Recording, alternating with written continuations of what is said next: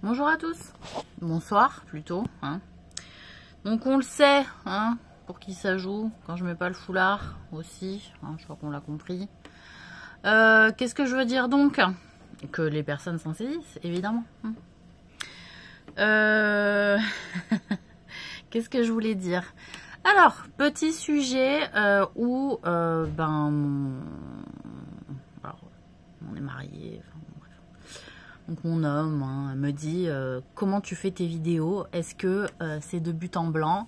Est-ce que c'est en direct live? Tu as le sujet dans la tête, bam bam, tu te mets devant la caméra, tu fais ta vidéo, ou tu écris quand même une petite feuille comme ça, tu lis, etc. Tu t'entraînes avant et tout.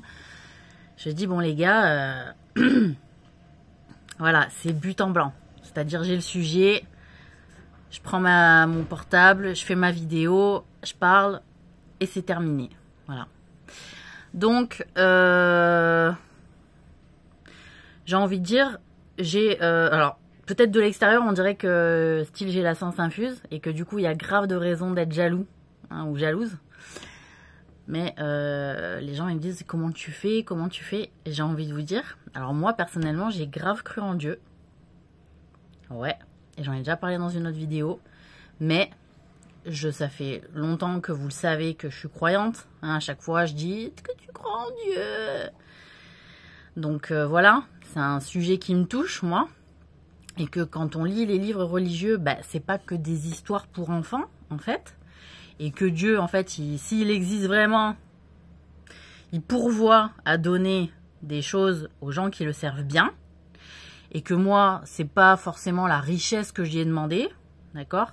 J'ai toujours demandé un moyen de bien guider, de garder de l'intelligence, de garder de la sagesse, de pas avoir de regrets, de faire les choses correctement, dans le droit chemin, dans sa droite volonté. J'ai toujours eu des souhaits comme ça, moi.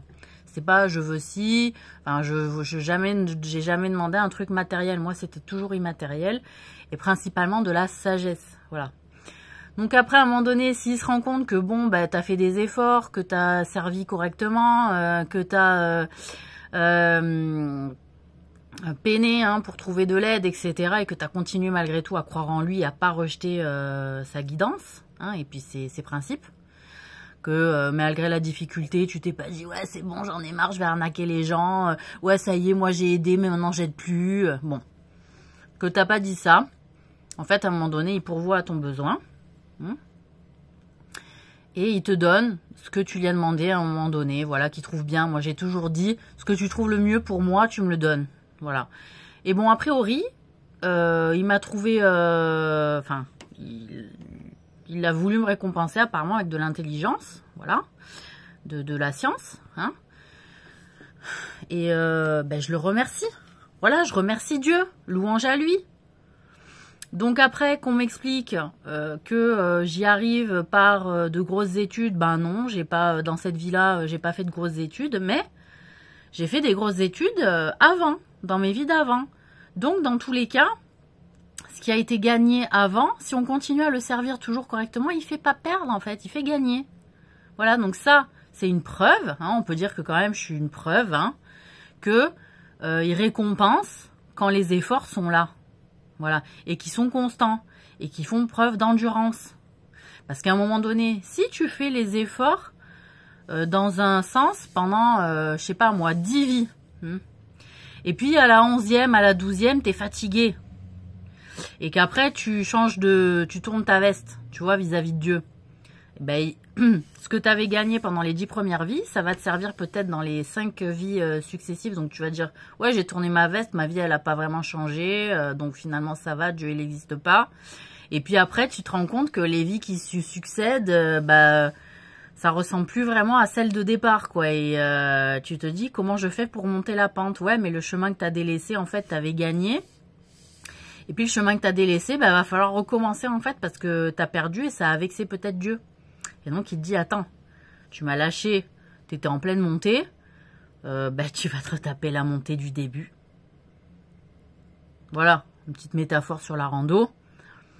Ça peut être vu comme ça, Voilà, t'as merdé, Tu t'es arrêté à la montée, t'es redescendu, ou même t'as viré, t'as changé de chemin, t'as voulu prendre un raccourci, c'était pas le chemin de Dieu, ben, tu reprends le chemin de départ et tu recommences tous les trucs et il faut les réussir correctement comme tu avais réussi au départ, sur toutes les petites étapes, sur tous les petits moments difficiles, parce que par exemple sur ta montée, tu vois, la montée elle peut être longue, tu vois, tu peux avoir une ascendance comme ça de 30 degrés, tu vois.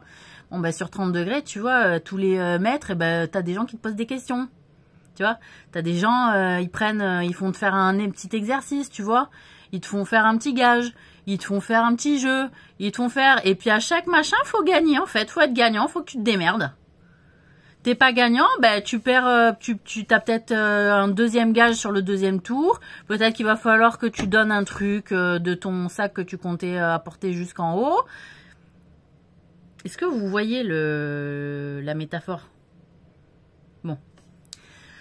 Donc, j'ai envie de dire, messieurs, quand vous êtes face à une femme qui est plus intelligente que vous, ne perdez pas espoir, dites-vous qu'elle a été bien pourvue par Dieu. Et que donc, c'est pas la femme qui est au-dessus de vous, mais c'est Dieu qui est au-dessus de vous au travers d'elle. Et que peut-être, elle a plus enduré des choses au nom de Dieu, et donc, elle est pourvue en qualité que vous n'avez pas, et que vous avez pourvu à vos besoins d'une autre manière que par les chemins de Dieu. Et que donc, en dernière instance, le concurrent est Dieu et pas votre femme. Et donc, remerciez votre femme d'être une petite guidance pour vous et réconfortez-la. Et faites-lui des bisous. Bon, au-delà de ça, hein, alors oui, effectivement, pour la petite anecdote, j'avais un QI, quand j'étais Marilyn Monroe, j'avais un QI qui était plus élevé que celui d'Einstein. Voilà, je l'avais dépassé, je crois qu'il était à 150 et quelques et que moi j'étais à 160 et quelques. Et effectivement, quand on avait rencontré Einstein avec Tony Curtis, quoi, voilà, il se confondait en excuses parce que j'étais plus intelligente qu'Einstein, quoi, et que moi je faisais du cinéma et que j'étais la petite blondinette sexy et qui était love to love, quoi, voilà. Au travers de l'image en tout cas qu'on voyait de moi ou qu'on voulait bien faire voir, hein, voilà. Et du coup il se confondait en excuses, il était gêné vis-à-vis d'Einstein. Et Einstein qui essayait de le rassurer, il disait mais non et tout. Et moi j'étais en colère. J'étais en colère parce que je disais mais pourquoi tu t'excuses?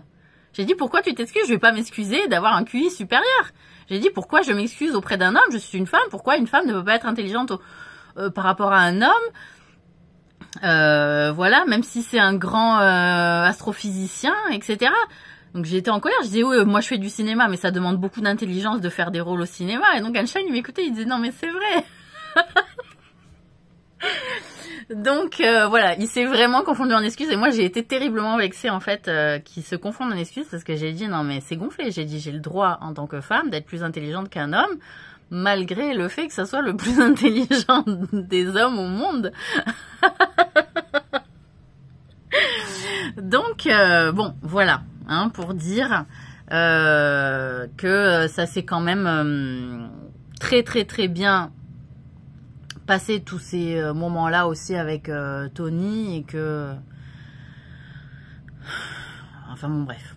Donc voilà, donc tout ça pour dire que pas de malaise, hein, s'il y a des femmes qui sont plus douées que les hommes, et ben ça veut dire que sur des pans en fait, c'est-à-dire il y a une réalité qui sort d'une personnalité. Il y a une réalité qui sort d'une personnalité, d'accord? Bon, donc cette réalité-là, elle est excellente. Hein, elle fait preuve d'excellence. Pourquoi? Parce qu'elle a été travaillée, mais par rapport à tout un tas d'exercices. C'est-à-dire que si vous vous dites, oui, mais attends, moi j'ai fait l'effort dans ce sens-là et pourtant tu es plus doué plus vite que moi. Oui, mais peut-être que, et on l'apprend dans les philosophies asiatiques, que c'est en faisant parfois des choses du quotidien de manière répétée qu'on a beaucoup de stratégie en réalité et qu'on a beaucoup d'efficacité avec le temps. Et que si même une femme, elle n'a été, ne serait-ce pas au combat, mais qu'elle a fait le ménage, qu'elle a fait ci, qu'elle a fait là, etc. Je peux vous dire qu'en Asie, une des premières tâches qu'on vous donne à faire, ou dans beaucoup de maisons spirituelles, C'est les tâches, c'est le ménage, c'est la vie en communauté, c'est l'organisation de la maison, etc. Et qu'à un moment donné, si c'est comme ça, c'est qu'ils ont trouvé un réel bienfait et une réelle efficacité à travailler dans ce sens-là pour les arts martiaux, pour des choses qui se jouent en réalité à l'extérieur et pas à l'intérieur. Donc, dans la philosophie asiatique taoïste notamment, c'est on travaille l'intérieur, il se joue des choses à l'extérieur, même si on n'a pas touché à certaines choses de l'extérieur, on va pouvoir être efficace. On l'a vu dans des films, des gens qui n'ont pas touché à un entraînement de ci ou de là ou de machin, ils sont surdoués, arrivés sur le terrain par exemple, ou sur le ring. Et puis, il y en a, ils se sont entraînés dans des salles, ils ont eu des machins, ils ont été dans des clubs, ils ont eu tout frais payé, etc. Ben, ça ne donne jamais le même résultat. Pourquoi? Parce qu'il y a une concentration et l'effort qui est jamais perdu, en fait, avec Dieu.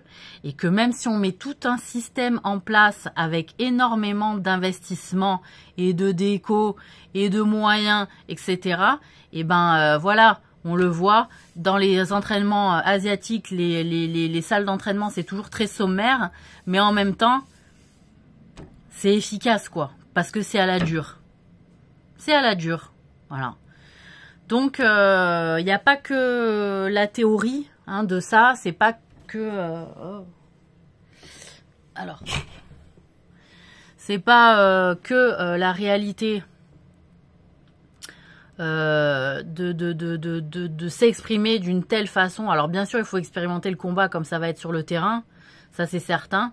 Mais voilà, il est bon aussi de prendre les gens qui sont aussi toujours sur le terrain ou dans des clubs ou dans des machins où ça se joue toujours de la même manière, d'aller faire du je sais pas quoi, je sais pas où, et faire du ménage et laver des chiottes et être un peu formé un peu plus encore à la dure. Parce que même s'ils ont l'impression que c'est dur, en réalité, ils se rendent pas compte que ça peut être encore beaucoup plus dur. Voilà. Donc ça. Et puis, de fait, je ne prépare pas mes vidéos avant. C'est juste le fruit d'une expérience, en fait, longue. C'est parce que je me suis attachée à observer des choses.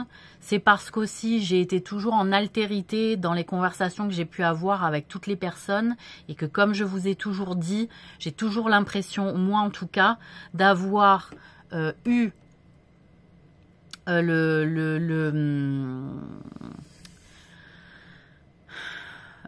l'impression que je suis le fruit des relations que j'ai eues en réalité, et que c'est parce que j'ai beaucoup écouté les gens que j'ai fréquentés, c'est parce que j'ai beaucoup observé aussi les personnes avec qui j'étais en couple et que j'ai beaucoup écouté aussi, mais pour me parfaire, pour me perfectionner, pour leur faire plaisir, pour qu'ils soient satisfaits aussi. Cela m'a demandé du travail sur moi, cela m'a demandé de la remise en question, cela m'a demandé aussi de me convaincre pourquoi c'était bien fondé ce que l'autre personne attendait de moi et me disait et bataillait pour m'expliquer, etc. Et que de fait que j'en ai trouvé un bien fondé, que j'ai compris la mentalité, que j'ai compris là où ils vont en venir, bah, du coup c'était fluide. Mais une fois que c'était fluide chez moi, bon bah de fait on a l'impression de vouloir savoir si ça va être aussi fluide chez quelqu'un d'autre. Parce que le résultat a été atteint. Là, bon, bah, peut-être que du coup, il peut s'atteindre facilement ailleurs. Bon, bah, vous me direz la réponse.